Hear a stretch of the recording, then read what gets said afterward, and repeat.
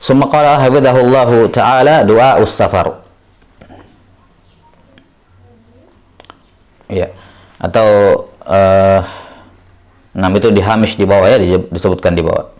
Hamish di catatan kaki oleh Syekh hafidhahullah. Nah, summa qala hafidhahullah du'a us-safar. Doa yang dibaca ketika safar.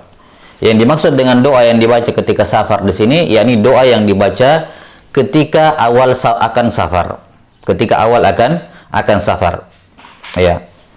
Dalam hadis ini akan disebutkan ketika beliau sudah berada di atas kendaraan, yakni walaupun belum meninggalkan kampung halamannya, tapi dia sudah berada di atas kendaraan. Ya, dia sudah berada di atas kendaraan, sudah siap mau berangkat, maka dia baca itu walaupun dia masih walaupun dia masih di kampungnya, yakni belum meninggalkan kampung halamannya. Ya.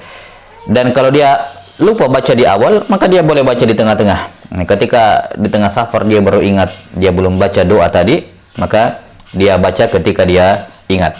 Ya. Baik, ini doa us-safar. Qala hafidhahullahu ta'ala, kana an-nabiy sallallahu alaihi wasallam idza stawa ala ba'irihi kharijan ila safar. Nabi sallallahu alaihi wasallam kalau beliau istawa ala ba'irihi. Istawa yakni berada di atas ba'irnya. Kalau kita sekarang motor atau mobil baik pribadi maupun mobil sewa misalnya, atau di atas pesawat atau di atas kapal laut dan semacamnya. Kharijan ila safar, tujuannya keluar untuk safar. Ya, ini menunjukkan wallahu a'lam bissawab bahwa zikir ini dibaca untuk safar. Adapun kalau berkendara di dalam kota tidak dengan niat safar, maka zikir yang panjang ini ya tidak dibaca. Yani bukan zikir ini zikir khusus untuk keluar safar, bukan keluar di dalam kota muter-muter masalan. Misalnya pulang balik kantor itu bukan jarak safar. Ya.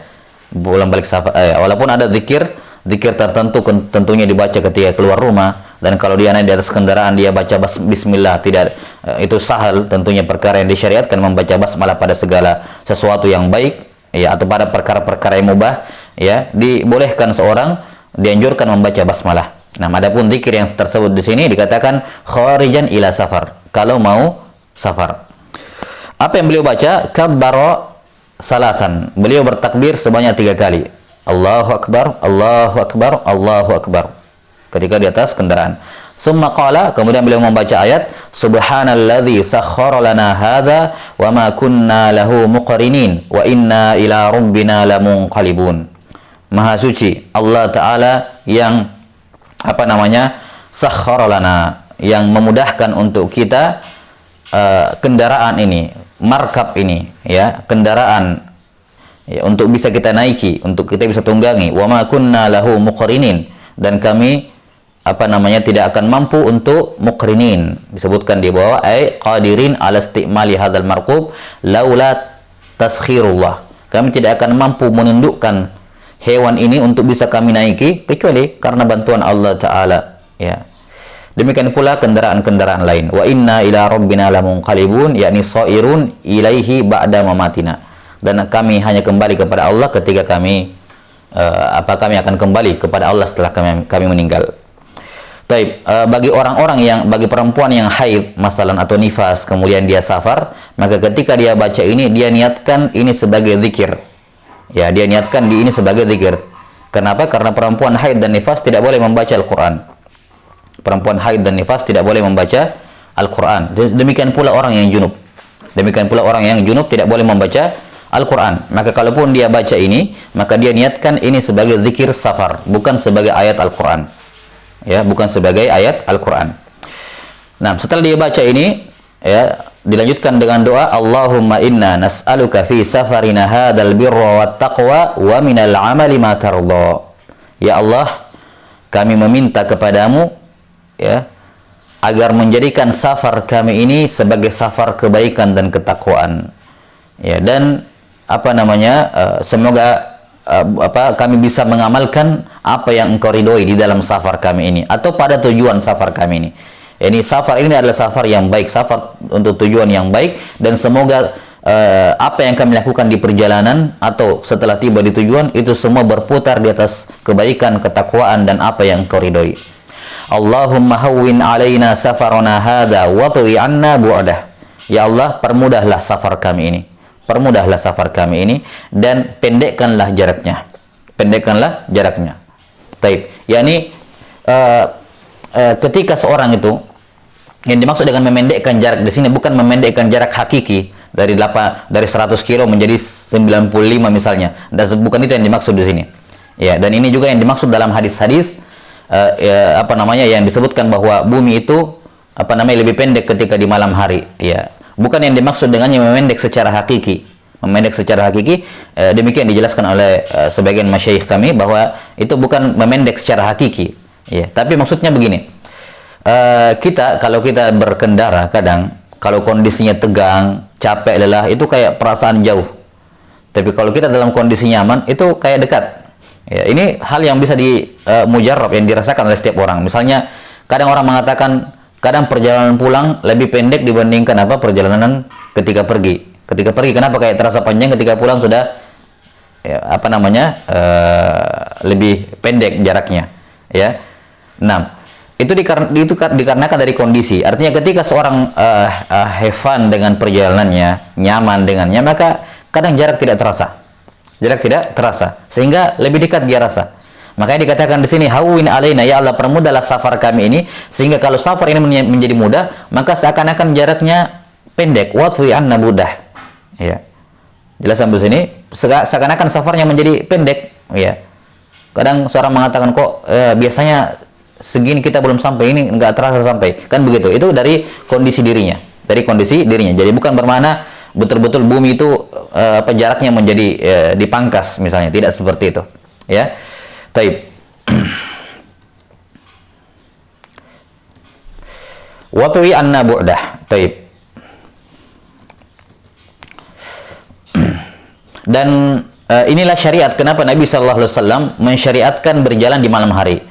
Bahwa Nabi SAW kalau beliau safar, itu beliau mulai safar dari malam hari. Ya, beliau safar dari malam hari, kemudian dari subuh, habis subuh lanjut jalan sampai di waktu duha. Waktu duha. Nah, waktu duha itu waktu istirahat. Jadi justru mereka siang, tentunya karena zaman dahulu itu padang pasir yang panas, maka mulai dari waktu duha menjelang zuhur itu mereka istirahat sampai sore atau bahkan sampai menjelang malam. Menjelang malam baru jalan lagi. Ya. Biar tidak terlalu panas di jalan. Maka Nabi SAW safarnya disyariatkan untuk ketika seorang safar di malam hari. Kenapa? Karena di malam hari seorang tidak melihat tanda-tanda. Kalau siang kan, oh ini saya sudah sampai di sini, saya sudah sampai di sini. Ya, ada tanda ini, oh ini kita baru sampai di sini. Tapi kalau malam itu tidak kelihatan tanda-tanda tersebut, sehingga seorang jalan saja, karena kan gelap. Ya, gelap. Ya, penerangan hanya di sekitar jalannya saja. Ketika subuh hari dia lihat, ternyata kita sudah sampai di sini. Jadi seakan-akan jaraknya dekat. Jaraknya memendek, padahal tidak demikian. Ya, jelas ya. Ini yang dijelaskan oleh para ulama ketika menyebutkan makna bahwa bumi itu dipendekkan di malam hari. Yani bukan hakikatnya tambah pendek, tapi seperti yang sudah kita sebutkan. Kemudian doa berikutnya, Allahumma, atau ini satu rangkaian ya. Allahumma antas sahibu fis safari wal khalifatu fil ahl. Ya Allah, engkau adalah kawan, sahib di perjalanan dan pengganti bagi keluarga yang ditinggal. Yani sahib, yani Allah Ta'ala senantiasa bersama kamu, melihat kondisi kamu, mengawasi kamu, maka bertakwalah kepada Allah Ta'ala di dalam safarmu. Ya. Dan kalau ada apa-apa Allah membantumu, kalau engkau orang yang bertakwa, ya, ma'iyatul khassah, menolong ya kamu dan seterusnya. Wal khalifatu fil ahl, dan Allah adalah khalifah, pengganti bagi keluarga yang kita tinggal. Maka seorang ketika meyakini makna ini, dia akan tenang meninggalkan keluarganya. Allahumma inni a'udzubika min wa'tha'is safari wa ka'abatil mandhar wa su'il munqalabi fil mali wal ahl. Ya Allah, aku berlindung kepadamu dari wa'tha'is safar. Al-wa'tha, kata Syekh Hafizahullah dalam Al-Hamish, masyaqqatihi. Wa'tha yakni masyaqqah. Ya. Wa ka'abatil mandhar yakni wa qubhihi. Masyaqqah artinya tadi apa? Kesulitan dalam safar. Wa'tha'is safar yakni masyaqqatis safar. Wa ka'abatil mandhar yakni qubhil mandhar, yakni pemandangan yang tidak enak yang kami lihat ketika safar. Kecelakaan kah atau hal-hal yang buruk, musibah, bencana. Kami berlindung kepadamu dari melihat hal-hal yang seperti itu. Wasu'il munqalabi fil mali wal ahl, yakni al-munqalab al-marji. Ya, kami berlindung ya Allah, ya jangan sampai kami mendapati tempat kembali yang buruk. Maksudnya setelah saya pulang ke keluargaku, saya mendapati mereka dalam kondisi yang tidak baik, imma tidak baik dari sisi agamanya maupun tidak baik dari sisi dunianya. Ada musibah, ada bencana pada keluarga, saya berlindung dari su'il munqalab. Jangan sampai saya pulang kembali ke keluarga saya melihat mereka melakukan maksiat atau saya melihat mereka mendapatkan musibah. Ya Allah, aku berlindung dari itu semua. Su'il munqalabi fil mali wal ahl, dalam harta dan keluarga.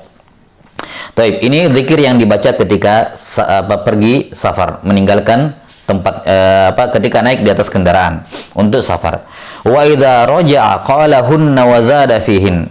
Dan kalau beliau alaihi salatu wassalam pulang kembali, yakni meninggalkan tempat safarnya, kota yang beliau jadikan safar, qalahun, beliau ketika sudah di atas kendaraan dibaca lagi zikir yang sama di atas, ya.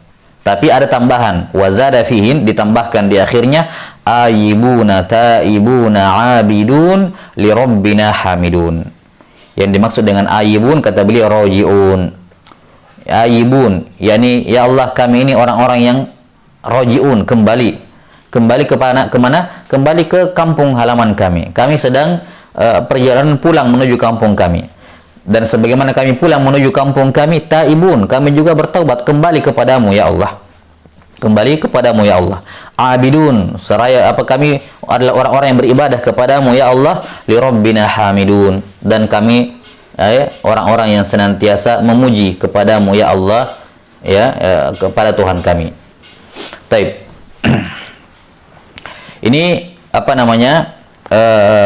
zikir yang dibaca oleh Nabi sallallahu alaihi wasallam ketika pergi safar dan pulang safar.